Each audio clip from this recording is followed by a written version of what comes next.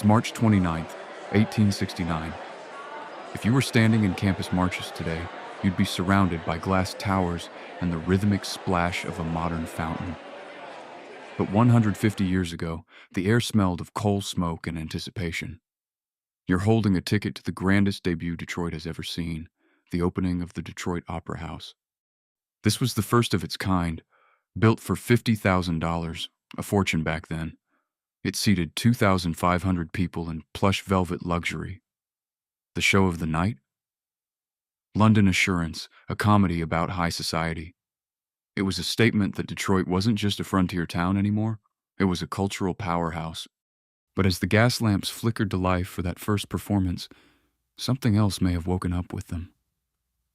You see, this ground had already tasted ash during the Great Fire of 1805, and while the music was new, the legends started almost immediately. Ushers at the time whispered about the residual applauder, a single seat in the upper family circle that would be found flipped down every morning, no matter how many times it was locked up tight at night. It's as if a guest from that first night in 1869 simply never left. Some call it a haunting. Others, perhaps more familiar with the strange folds of time, might wonder if we're just catching a time slip or a residual haunting, a momentary overlap where the original crowd is still waiting for their final bow. It's a mystery that hasn't faded, even as the theater itself was destined for a trial by fire. But this was only the beginning, because the Opera House had 2 more lives to live, and it seemed the ghosts were coming along for the ride.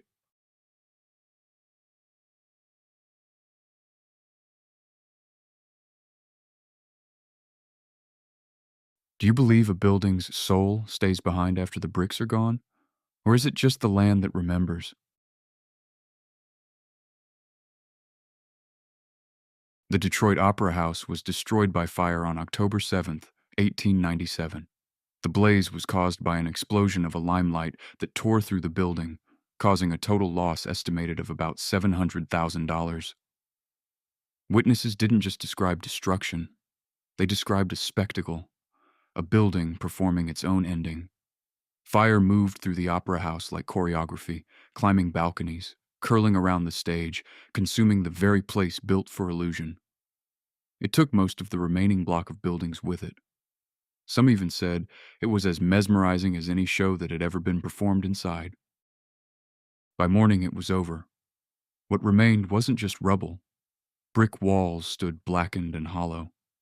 They were described as gaunt specters, and scattered among the ruins posters, still clinging to what was left, advertising performances that would never happen. There was no final curtain call and no applause, just silence. There are no widely recorded hauntings tied to the original Detroit Opera House fire.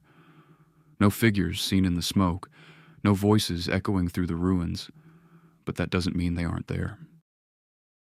Long after the flames died, people remembered the boy, standing alone, inside the ruins, watching. Detroit, October 8th, 1897. The city's Grand Opera House is gone. A stage, once filled with music, now reduced to smoke and silence. But here's where the story changes, because Willie might not be the only thing that stayed behind. October 7th, 1897. The music stopped. A catastrophic fire tore through the original opera house, leaving the grand palace of 1869 a skeleton of blackened brick. It seemed like the end of an era. But for 99% true or not, the end of a building is often just the beginning of a haunting. The city couldn't be without its stage. While a new theater was eventually built on the old site, the spirit of the original opera house moved. By the early 1900s, the name and the mystery migrated to a second location on Randolph Street. But here's where the 99% true part gets eerie. Actors and stagehands who made the move reported that they weren't alone. The woman in gray, the same figure spotted in the alleyways of Campus Martius, was now being seen in the wings of the Randolph Street stage.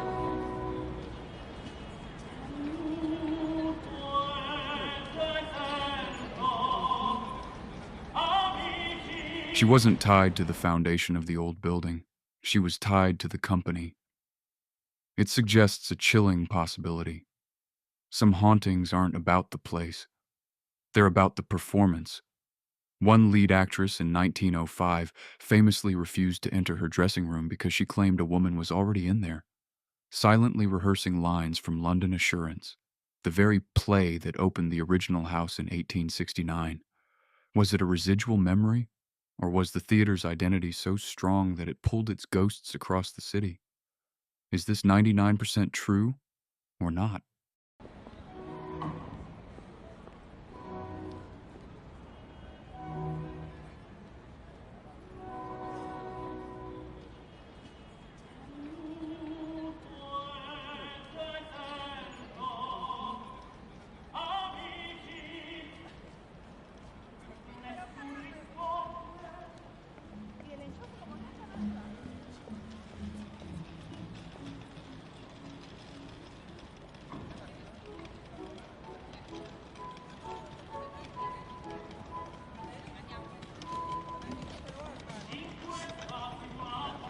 The Detroit Opera House was becoming a traveler, a phantom entity constantly seeking a permanent home. But the flames weren't done with it yet, and the final move would take it to a place where the shadows of the past were even deeper. For nearly 70 years, the grand name of the Detroit Opera House was a ghost itself, waiting for a home. In 1996, it finally found one in the restored 1922 Capitol Theater on Madison Street. It was a triumphant rebirth. But as the boxes were unpacked and the curtains were raised, the old company's traveler finally arrived to claim her seat. Modern stagehands at the Madison location have reported a figure in a gray Victorian dress standing near the stage left wings during high-stakes performances. She doesn't disrupt the show. She watches. Some say she's making sure the new house lives up to the standards set back in 1869, but the most chilling 99% true detail? The basement levels. Deep beneath the current stage, where the foundation meets the old Detroit soil, staff have reported the scent of coal smoke and roses, a scent that shouldn't exist in a modern, climate-controlled building. Is it a sensory echo of the 1897 fire? Or is the land itself still holding on to the memory of the original palace at Campus Martius?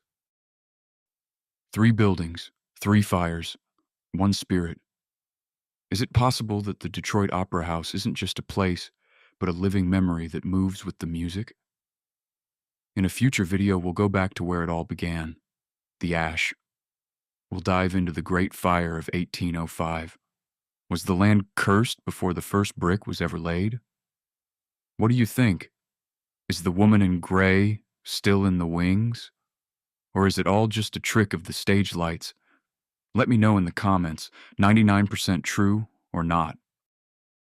Between the 1920s and the 1990s, the Opera House spirit was almost dormant or scattered.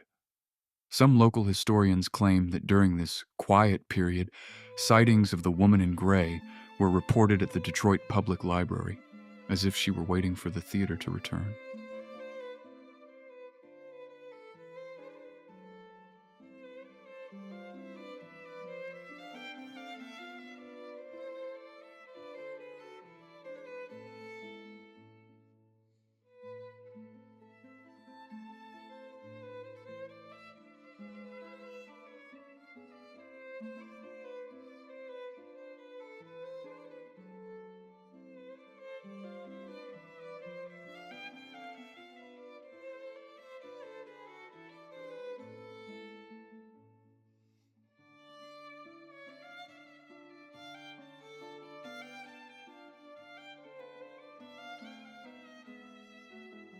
The Phantom of Campus Martius is a story of passers-by near the old sites have occasionally reported hearing muffled orchestral music or the sound of shifting bricks late at night. Some urban explorers and historians have mentioned sightings of a young figure in 19th century clothing near the footprint of the original opera house, often described as looking lost or searching. Is the small figure seen by modern-day night shift workers in Campus Martius actually Willie, still waiting for the work to be done? Today, the Detroit Opera House is reported to be haunted with the ghost of the lady in gray, a young girl named Beth in the balcony, and a playful handyman named Percival.